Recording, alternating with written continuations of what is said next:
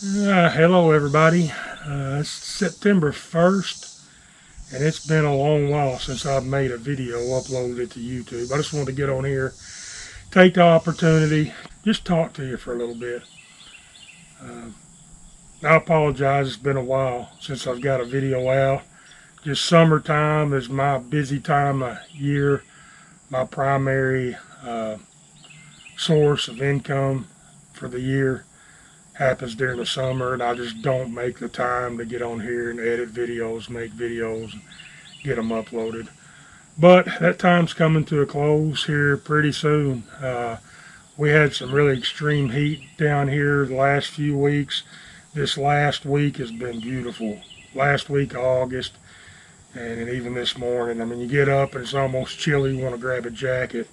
You're so used to that 100-degree or higher heat index. But anyway, guys, just talk about the channel. I've been thinking about doing some more of these type videos, because I thought what I might do is just some short videos. Just kind of, I realized that I've never really done a video introducing myself, who an Arkansas Trapper is. And I wanted to take an opportunity to do that today. Got a little bit of time this afternoon. Thought I'd sit down here and make a little video and introduce myself, give you a little background, how I started trapping, and what's built me up to where I am today. So I thought I'd do that, and when I was thinking about doing that, I thought, you know, I could just do little short few-minute videos just telling stories, memories that I had. I grew up in the 80s, born in the late 70s. My dad was an avid outdoorsman, and that was our big pastime. Growing up as a kid, I grew up on a farm in the rural part of Arkansas, and I was outside all the time. Always going. Of course, that was before internet and computers and the technology that we have today. But we were outside exploring the woods, BB guns. That's all I ever known. And all my friends, everyone around this area, was that way. Now I mentioned that I still live on that same old farm stead that my grandpa had. I live on it today, but times have changed. I wouldn't necessarily call where I live rural now. The city's grown. The county I live in has grown. A lot of apartments going in everywhere. A lot of new homes going in. A lot of the older generations passing away, and their kids and grandkids are selling old farm, and realtors are buying them, you know, subdividing them, building houses or apartments on them. So the population of my area has really grown over the last 20 years. So it's not the same as it was, but that's still where I live and where I trap. The area I live, it'd be considered the Arkansas-Mississippi Delta. But between the Mississippi River and the foothills of the Ozarks is a ridge called Crowley's Ridge. It stretches from Missouri down through northeast Arkansas, down to about Helena. I guess it'd be a little over halfway down the state of Arkansas back. But basically on that ridge, I think at its widest point, it's 8 miles wide. To the east of me, it drops down into flat farmland, delta, all the way to the Mississippi River. And then on the west of me, it drops down into flat agricultural farmland to the foothills of the Ozarks. So where I trap at is really a diverse area to trap. I've got farmland, drainage ditches, or I can get up on the ridge and I've got wood, you know, hardwoods, pines, and thickets and cattle farms, basically. So I got a choice. Within 5 minutes of my house, I can be at any of those different terrains. So that's an advantage to where we are in Northeast Arkansas. That's I would think is pretty that most people don't have. Most other trappers don't have the choice of terrain to trap that I do. And we've got all kinds of any animal we can trap in the South is right here around me. So that's kind of the area that I trap. Give you a little bit of description on it. Now let's get back to who is an Arkansas trapper. My name's Chris Hathcote. Some of my earliest memories of trapping was building rabbit boxes, the wooden, 3-foot long, square wooden rabbit box with the trap door on the front, and you had the pivot in the middle, and then your trigger that went down into the box. And as the rabbit went in, he would hit that trigger, which would throw that pivot, and the door's weight would pull it down, trap that rabbit in the box. That's my earliest memory of trapping animals on the farm. And I would say we were building them when I was 4 or 5 years old. Now this was early 80s, and my dad trapped and got in on that fur boom that was happening.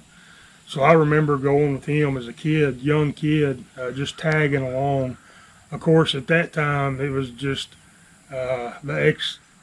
it was all about just the exploration of getting out in nature and getting to go with Dad on his trap line. That was the exciting part. He really didn't understand any of it. But one thing that I remember, I guess the earliest trapping memory that I have with my dad, it was wintertime, and just down from the house, and I actually done a video trapping this watershed down from my house. It was the same watershed. I'm still trapping it today. And we were walking in off the county road, and of course all this used to be rural around me. It was actually gravel, county road, just family farms. Now we don't have a lot of gravel left. Most everything's paved, and there's a lot more houses in the area than what there used to be. But there's no houses around this ditch at the time, and it's frozen. There's ice, a pretty good thick layer of ice on it at the time, and we're walking down the side of this ditch. Dad had set some mink traps down that ditch, and we walked down it 300 or 400 yards off the county road one side, and there's a big log laying across this ditch. And this ditch is, I don't know, maybe 8-10 feet wide altogether, and this log, pretty good sized log laying across the top of it. Of course, Dad steps up on the log. He's going to cross over to the other side. I step up behind him, and he goes across, and as I'm going across, I slip and fall in to the water, breaking through the ice into the water. And of course, Dad got me out of there real quick. I don't remember if we went on to check those traps or not. I guess at that point I was shocked at what had happened, but I remember getting home, as young kids do, and really upset that it happened, and Mom soothing me and getting me dried off and putting dry clothes. So that's one of my earliest trapping memories, going with my dad. Now, I also give you another one real quick. As I said, I grew up in a rural area, and of course, I said we grew up on a farm. Today, my definition of a farm may be different. But back then, all the rural families, everybody that lived out in this rural part of Arkansas, the families had little farmsteads. Basically chickens, hogs, goats. You raised a lot of your meat that you ate back then. And we had that, and of course the neighbors had that, and the other neighbors had that. So everybody was very similar in the way that they lived. But put this back over to trapping. It was my job to go get eggs every day. And I walked out there one day and gathered up the eggs. Of course, we put the eggs in our shirt. You don't carry the eggs around till you get around to all the boxes. And I got to the last box, nesting box, up there on the wall. And I go to reach in. There's one egg in it right in the middle of that nest. And I reach in and grab that egg. And when I do, a trap snaps off and catches me by the hand. I had no idea Dad had set that trap on that nest, but he had a possum or a coon or something getting there, getting those eggs, and he was trying to catch it, and I didn't know it. Of course, I went to screaming and hollering, more because of the surprise than the hurt. But, being a 4, 5, 6-year-old boy, not expecting it, that trap really surprised me. I started hollering, and here come Dad running and got me out of that trap and taken care of. So there's a couple of my earliest trapping memories that I have. Now, we'll just real quick, we'll go on, skip ahead. After the fur boom, Dad quit trapping, or not as much.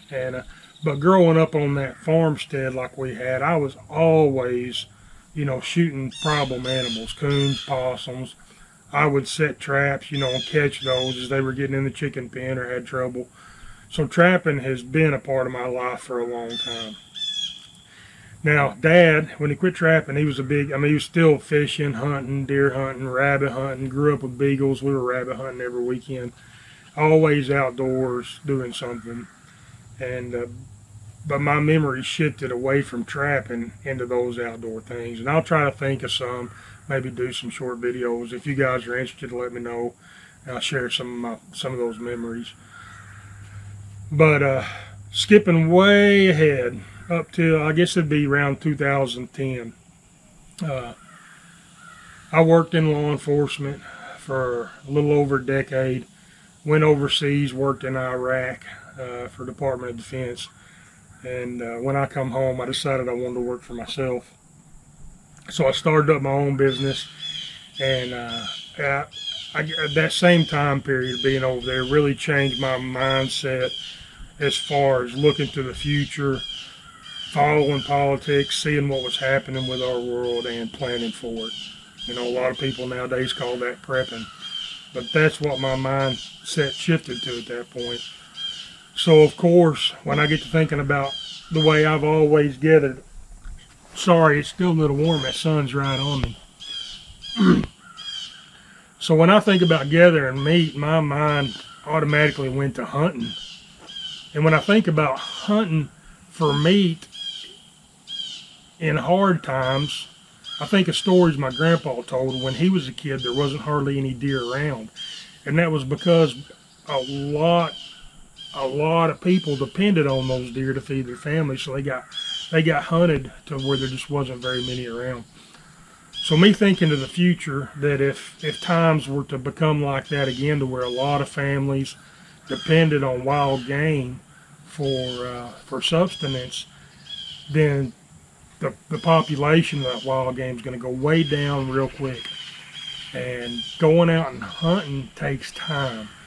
You're going to need to spend your time doing a lot of other things than hunting like we've hunted the last 20, 30 years, as a sport. Life is going to change. It's not going to be something we do as a sport anymore. It's going to be something we have to do for subsistence. So, being of that mindset, I decided that I needed to learn how to trap, really get into trapping. So, I got me some traps. I started watching YouTube videos. I had a lot of knowledge of the outdoors already. I don't want to skip ahead, but stop right there. I had knowledge of the outdoors, but looking back at it now as an experienced trapper, I knew very little about animal behavior and how they happen. Becoming a trapper skipped me way ahead than the normal sportsman outdoors doing it on the weekends. So if you're interested in learning animal behavior, get dedicated to trapping, and it's going to skip you ahead so much. Unbelievable. But anyway, back to our story. So how do I gather this meat and stuff without spending too much time out in the woods trying to gather food when there's things that need to be done at the homestead? And of course, trapping come to mind. So I need to learn this skill. So I started reading up on it, watching videos on it, and just started doing it. And my first couple of years, the first year was really hard. I mean, nothing just clicked, come together. I had a lot of trouble with it. Second year, things started to pick up. And then, of course, by that end of that second year, third year, word had spread around my community that I was trapping, and no one else around here was trapping. So people started contacting me to help them with a problem, mostly beaver, but problem animals that they were having. and that just opened up bukus of land for me to have access to trap. And you know, skip ahead to now, I've got access to farmland. I've got more access than I could ever possibly get to in trap. You know, I've learned the different areas of the county by getting on them and trapping. It's been a great experience, and I'm still learning, guys. I don't know it all. You heard me say it in my videos a lot. I'm just showing you how I did it. And that kind of goes back to what I said earlier about there's not a lot of trappers in my area. I was basically self-taught, you know, just watching YouTube, reading some books on the subject, and basically just getting out and making mistakes is what taught me more than anything, is my mistakes. Just getting out there and doing it, setting my mind to getting it done no matter what. And then I started to pick up, once I become comfortable with it, I started picking up little techniques that made it easier, quicker, you know, and started putting things together. Now, I guess it was 2 years ago when I started my YouTube channel. Up until that point, I've still yet to ever go on a trap line with anyone that's knowledgeable in trapping or knows more about trapping than I do. I've been on several lines with students that's contacted me or wanted to ride along with me to get out and on their lines with them and kind of show them how I do things. But yeah, I've not gone. I've never been on a trap line with another experienced trapper.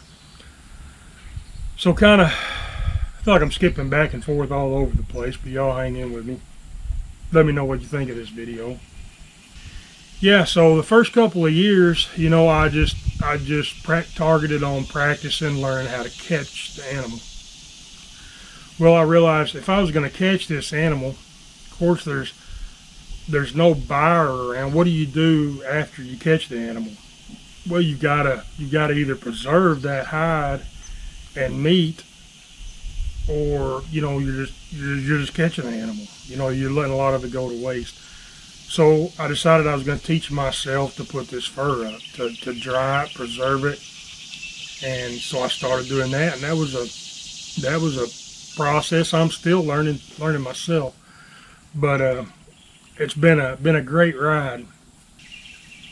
2 years ago when I started my YouTube channel, I kind of had inspiration to start teaching and passing along the knowledge that I had to learn the hard way through mistakes, try to help other trappers. And there's no trappers in my area, a lot of trappers. So I want to try to grow the trapping community in Northeast Arkansas and Arkansas. I mean, in the country. I mean, anyone. It ought to be a top skill for any outdoorsman. And that's my intentions with the YouTube channel. And just try to help others out by showing them the way that I do it. So yeah, guys, I appreciate you watching. I appreciate all the support over the years. Just thought we'd jump on here and do a quick video and get one uploaded. The weather's changing. It's cooling off. It's not going to be long. Yesterday I seen my first oak trees that were starting to turn and already dropped a lot of leaves on the ground. So yeah, we're fixing to see a change of seasons here pretty quick, and that's going to definitely get me in the mood to start doing some preparations for trapping season coming up. And as I start doing that stuff, I'll start grabbing the camera and taking you guys along with me. So if you hadn't hit that thumbs up button, hit it. Subscribe to the channel, hit that notification bell. When I get these new videos put up, a notification will be sent to your YouTube channel telling you that I've got new videos, new material up. If you're new to the channel, guys, go back. I think I've got something over 200 videos the last 2 years. That first year, I set my mind to recording every morning.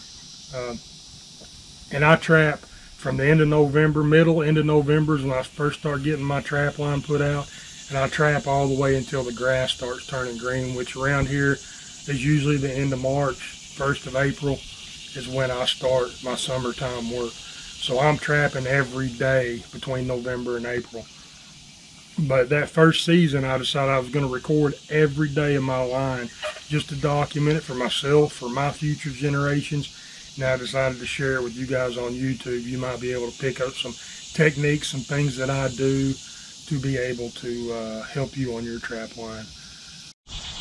Alright guys, before I jump off here real quick too, I forgot to mention, the Arkansas Trappers Association is having their fall get-together at outside of Mayflower at the Arkansas Game and Fish Special Use Area.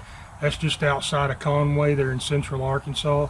It's going to be September 8th, 9th, and 10th. Got free camping available. Guys are going to have demos. They're going to have a lot of things to do for the kids. Free camping if you want to come. Stay both nights for all 3 days. I believe all the demos are going to be on Saturday the 9th. They're going to have an auction there, going to have lunch, going to have a meeting. You guys come on out. I plan on being there that Saturday for sure. But y'all come out, I'd like to see you there. Also, United Trappers of Kentucky are having a get-together show. I'm planning on being at it. That's going to be the last Friday, Saturday, September. I'm not sure of those dates. But guys, I'm planning on making that show as well on that Friday. I believe that's when the demo, all the demos are going to happen. That's when most of the activity will be. And then that first weekend, I believe it's the 6th and 7th, the National Trappers Association Southeast Regional get-together is going to be in West Central Tennessee. And I'm planning on being to that show, staying all weekend for it. I'd love to see you guys there. If y'all see me, come up, shake my hand, introduce me. Tell me what your screen name is, because you guys get to see me on every one of these videos, and all I get is a screen name with some comments. So I'm not going to know who you are unless you come up and speak to me. And I'd love to talk trapping with you. See you at one of those 3 shows. So it's gearing up, guys. Won't be long.